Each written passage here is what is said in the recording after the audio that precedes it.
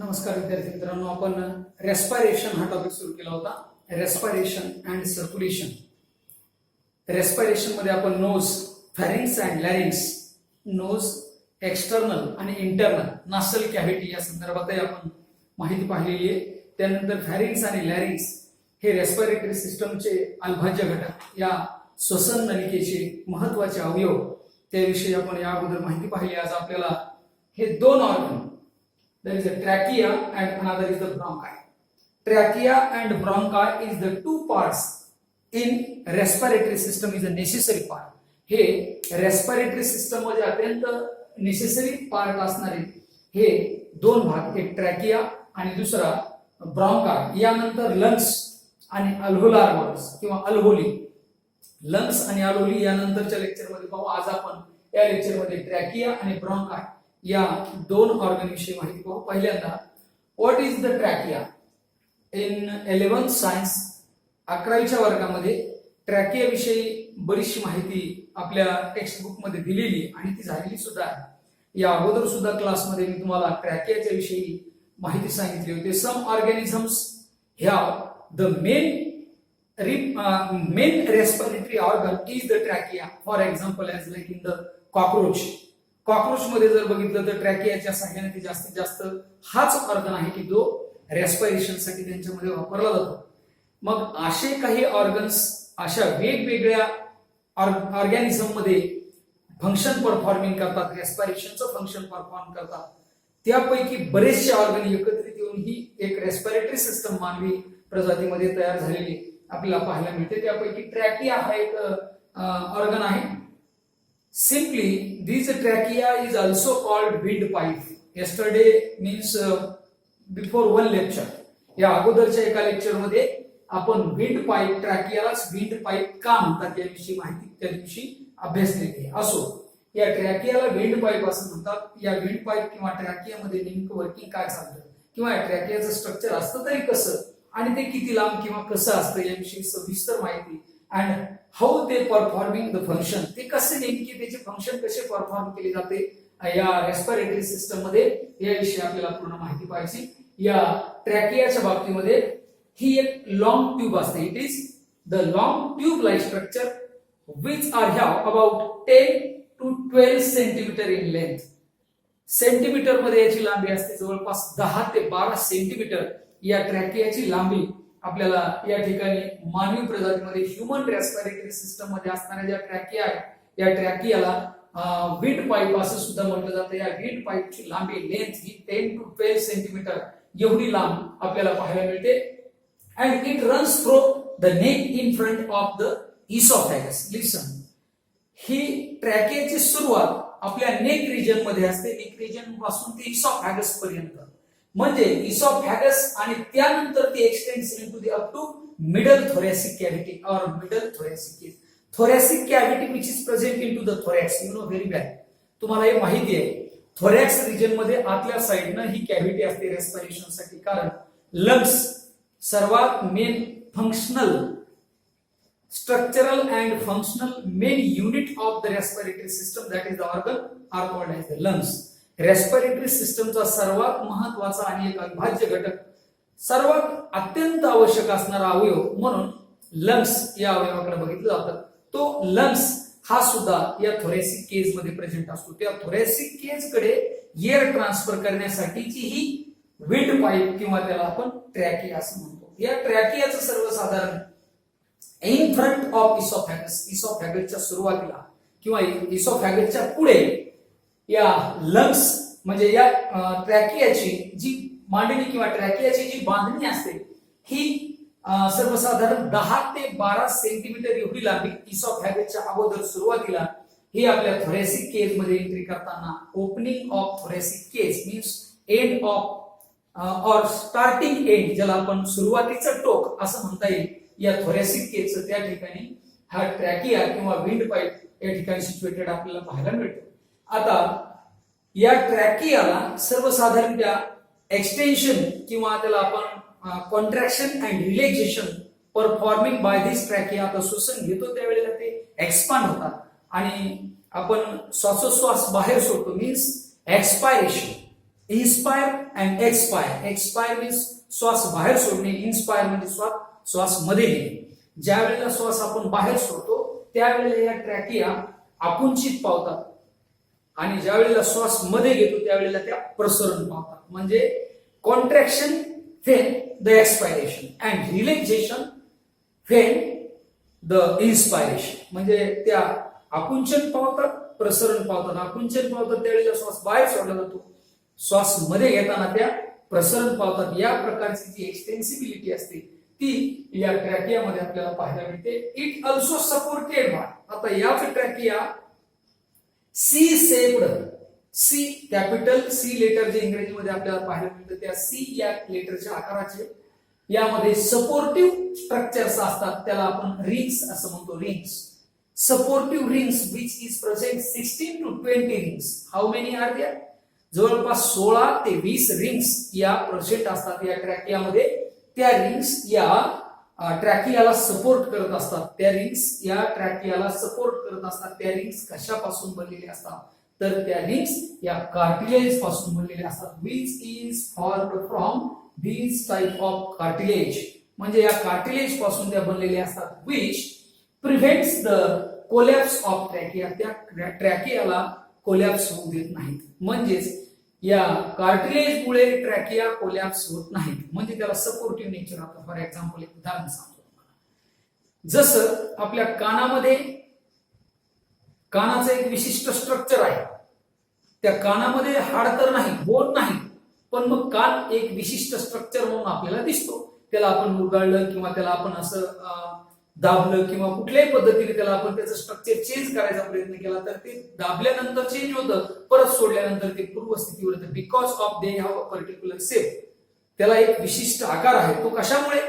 Because of the cartilage. तो cartilage मुळे असणारा आकार या ट्रॅकियाला सुद्धा या कार्टिलेजचं सपोर्टिव्ह नेचर असल्यामुळे जवळपास त्याच्यामध्ये 16 ते 20 रिंग्स असतात आणि त्याला एक सपोर्टिव्ह नेचर या कार्टिलेजचं मिळतं आणि त्याला विशिष्ट एक स्ट्रक्चर, विशिष्ट आकार हा या कार्टिलेज पासून या ट्रॅकियाला प्राप्त झालेला आपल्याला पाहायला मिळतो. It is lined internally. आता त्या ट्रॅकिया आतल्या बाजूनं त्याला सर्वसाधारण एक लाइनिंग तयार झालेली असते आणि ती lining with the ciliated pseudostratified epithelium. आता या ठिकाणी एक शब्द लक्षात घ्या. Ciliated pseudostratified epithelium. हे नेमकं कसं असतं? You know very well. I told to you already what is the meaning of cilia. मी तुम्हाला सिलिया म्हणजे काय याविषयी याच्या अगोदर माहिती सांगितलेली असो तरी परत पुन्हा एकदा सांगतो. सिलिया म्हणजे नेमकं काय? इकडे लक्षात घ्या. Suppose this is the microscopic organism. हा एक मायक्रोस्कोपिक ऑर्गॅनिझम आहे. मात्र या मायक्रोस्कोपिक ऑर्गॅनिझमला मुवमेंटसाठी एका ठिकाणाहून दुसऱ्या ठिकाणी ट्रान्सफर होण्यासाठी microscopic organism generally they are found unicellular. जे मायक्रोस्कोपिक ऑर्गॅनिझम हे सर्वसाधारण कसे पाहायला मिळतात? तर ते युनिसेलुलर एक पेशी पाहायला मिळतात. आता ह्या एक पेशी असणाऱ्या ऑर्गॅनिझमला एका ठिकाणाहून दुसऱ्या ठिकाणी ट्रान्सफर होण्यासाठी, चालण्यासाठी किंवा मुवमेंट करण्यासाठी किंवा स्थलांतरित होण्यासाठी, त्याला हालचाल करण्यासाठी काही अवयव असतात. त्यापैकी अशा स्वरूपाचे जे छोटे छोटे छोटे तंतुमय असे जे अवयव असतात एका ठिकाणाहून दुसऱ्या ठिकाणी स्थलांतरित होण्यासाठी याला सिलिया असं म्हटलं जातं. याला काय म्हटलं जातं? सिलिया. आणि जर या छोटे छोटे असे असतील त्याला सिलिया म्हणायचं. पण हे जर असे लांब असतील आणि जरा थोडेसे जाड असतील, जाड आणि लांब असतील तर त्याला फ्लॅजिला असं संबोधलं जातं. आता हे तुमच्या लक्षात आलं असेल सिलिया कशाला म्हणायचं आणि फ्लॅजिला कशाला म्हणायचं. तसं here the ciliated pseudostratified epithelium. आता या ट्रॅकियाला आतल्या साईड, हा ट्रॅकिया म्हणजे एक विंड पाईप असते, पाईप सारखं स्ट्रक्चर असतं. त्या स्ट्रक्चरला, पाईप सारख्या स्ट्रक्चरला आतल्या बाजूनं या प्रकारचं सिलिएटेड म्हणजे या प्रकारच्या या सिलियाचं जसं स्ट्रक्चर आहे या प्रकारचे सिलिएटेड स्ट्रक्चर त्याच्यामध्ये स्युडोस्ट्रॅटिफाईड इपिथेलियम म्हणजे स्युडोपोड, यु नो त्याला मराठीमध्ये छद्मपाल असं म्हणतात. तसं स्युडोस्ट्रॅटिफाईड इपिथेलियम अशा स्वरूपाचं त्यांच्या आतल्या बाजूनं लेअर असते, लाइनिंग असते किंवा इपिथेलियम असते. इपिथेलियम कशाला म्हणतात तुम्हाला मी सांगितलेले. जसं असं ज्याला आपण महुळाचं पोळ्यासारखं स्ट्रक्चर असं म्हणतो याला इपिथेलियम म्हणतात. पेशींचा समूह किंवा पेशींची लेअर, एक लेअर तयार होणे त्याला आपण इपिथेलियम असं म्हणतो. या स्वरूपाचं इपिथेलियम या ट्रॅकियाच्या किंवा या विंड पाईप मध्ये आपल्याला ते पाहायला मिळतं. And mucus gland also present or mucus gland that trap the unwanted particles preventing their entry into the lungs. Listen, आता याच्यामध्ये जो ही जी म्युकस ग्लँड आहे, mucus Gland which secrete the mucus in nasal cavity or in the trachea. He mucus Gland त्या ट्रॅकियामध्ये mucus secret करते. ही कशासाठी mucus secret करते? जी श्वसनामध्ये आपण श्वसन करतो, इन्स्पायरेशन करतो, त्या इन्स्पायरेशन मध्ये जे गेलेले मायक्रो पार्टिकल्स असतील, ते particles are trapped, unwanted particles जे गरजेचे नाहीत, श्वसनामध्ये आपल्याला आवश्यक नाही, अशा स्वरूपाचे जे पार्टिकल्स, अनवॉन्टेड पार्टिकल्स आहेत, ते या म्युकस ग्लँडने सिक्रेट केलेल्या म्युकस फ्लुइड कडून ते ट्रॅप केले जातात. ते particle prevent their entry into the lungs, आणि त्या पार्टिकलला लंग्स मध्ये एंट्री करून दिली जात नाही, त्यांना त्या एंट्री पासून प्रिव्हेंट केलं जातं, त्यांना तिथं थांबवलं जातं किंवा त्याला तिथे ट्रॅप करून ठेवलं जातं. This is the working and also the structure of the trachea. हे ट्रॅकियाचं स्ट्रक्चर सर्वसाधारण एक ट्यूब असते 10 ते 12 सेंटीमीटर एवढी, आणि त्या ट्यूब मध्ये रिंग लाईक स्ट्रक्चर असतं कार्टिलेजचं, ते 16 ते 20 रिंग्स त्याच्यामध्ये प्रेझेंट असतात. कार्टिलेजमुळे त्याला एक विशिष्ट शेप प्राप्त झालेला असतो, आणि त्याचबरोबर एक इपिथेलियम असतं त्या ट्रॅकियाच्या आतल्या बाजूने एक इपिथेलियम असतं. त्या इपिथेलियमला सिलिएटेड सिडोस्ट्रॅटिफाईड इपिथेलियम असं संबोधलं जातं. परत एकदा नाव लक्षात ठेवायचं, सिलिएटेड सिडोस्ट्रॅटिफाईड इपिथेलियम. हे इपिथेलियम ट्रॅकियाच्या आतल्या बाजूने असतं, आणि त्याचबरोबर म्युकस ग्लँड सुद्धा ट्रॅकियामध्ये असतात, आणि त्या म्युकस ग्लँड म्युकस सिक्रेट करत असतात, ज्या म्युकसचं काम अनवॉन्टेड पार्टिकल्स और अनवॉन्टेड पार्टिकल्स ट्रॅपिंग और अनवॉन्टेड एअर ऑल्सो, म्हणजे अनवॉन्टेड एअर मध्ये काही पार्टिकल्स असतात जे की धुलीकण म्हणा किंवा मायक्रोस्कोप जे सूक्ष्म असतात, असे सुद्धा कण या म्युकस ग्लँडच्या सहाय्याने ते ट्रॅप केले जातात. म्युकस मेम्ब्रेनच्या त्या म्युकसच्या सहाय्याने ट्रॅप केले जातात, आणि त्यांची एंट्री लंग्स मध्ये होऊ दिली जात नाही. This is the main working and also this is the structure of the trachea. Remaining is the bronchi. आता दुसरा अवयव आहे रेस्पिरेटरी सिस्टम मधला, त्याला आपण काय म्हणतो? ब्रॉन्काय असं म्हणतो. The trachea divides into right and left primary bronchi. Listen, आता या ब्रॉन्कायचे 2 भाग पडतात, म्हणजे ट्रॅकियाची विभागणी होऊन हे ब्रॉन्काय तयार झालेले असतात. मग आता हे ट्रॅकिया डिव्हाइड झाल्याच्या नंतर लेफ्ट अँड राईट असे 2 भाग होतात. लेफ्ट साइडची लेफ्ट आणि राईट साइडची राईट, म्हणून त्याला left and right primary bronchi या नावाने ओळखलं जातं. As it reaches the middle of thoracic cavity. आता नेमकं हे कुठे याची विभागणी केली जाते? थोरॅसिक कॅव्हिटी जी असते, थोरॅक्स, यू नो व्हेरी वेल, फासळ्या ज्याला आपण म्हणतो, या छातीचा फासळ्यांचा जो पिंजरा असतो त्याला एकदम मिडलला, बरोबर मध्यभागी या ठिकाणी थोरॅसिक कॅव्हिटी, मिडलला या ठिकाणी ही कॅव्हिटी आपल्याला पाहायला मिळते, ज्या ठिकाणी ट्रॅकियाचं विभाजन होऊन त्याचं ब्रॉन्काय मध्ये रूपांतर झालेलं असतं. 2 ब्रॉन्काय, ज्याला आपण लेफ्ट ब्रॉन्काय आणि राईट ब्रॉन्काय असं सुद्धा संबोधता येतं.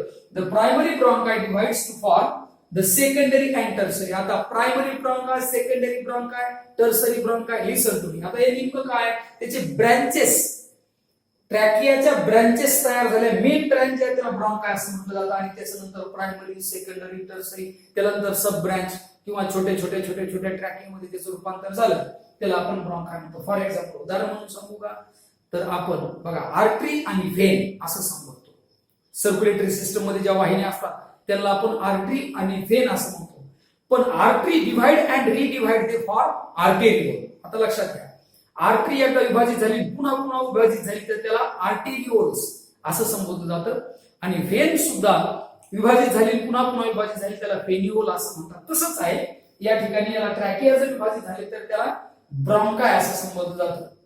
आणि ब्रॉन्काय हे लेफ्ट आणि राईट साइड मध्ये ट्रॅकियाचंच विभाजन आहे, आणि त्याच्यानंतर प्रायमरी ब्रॉन्काय, सेकंडरी, टर्सरी या स्वरूपाचे छोटे त्यांच्यापासून निर्माण होणाऱ्या ब्रँचेस या ठिकाणी आपल्याला पाहायला मिळतात. आणि ज्यामध्ये tertiary ब्रॉन्काय which leads into the terminal bronchioles ending into the alveoli. आणि सेम ती जे टर्सरी ब्रॉन्काय जे आहेत यांचं नंतर रूपांतर ब्रॉन्क्युल्स, म्हणजेच सर्वात शेवटी सर्वात लहान जी काय रेस्पिरेशन करणारी वाहिनी असेल, श्वसन करणारी जी वाहिनी असेल, त्या ब्रॉन्क्युल्स मध्ये याचं रूपांतरण आपल्याला लंग्सच्या मध्ये झालेलं पाहायला मिळेल. Ending to the alveolar bodies. ज्या अल्व्होली लंग्स मध्ये प्रेझेंट असतात त्या लंग्स मध्ये प्रेझेंट असणाऱ्या अल्व्होलीमध्ये याचं रूपांतर होतं. आता ते अल्व्होली म्हणजे काय, त्या अगोदर आपल्याला लंग्स सुद्धा पाहावं लागेल.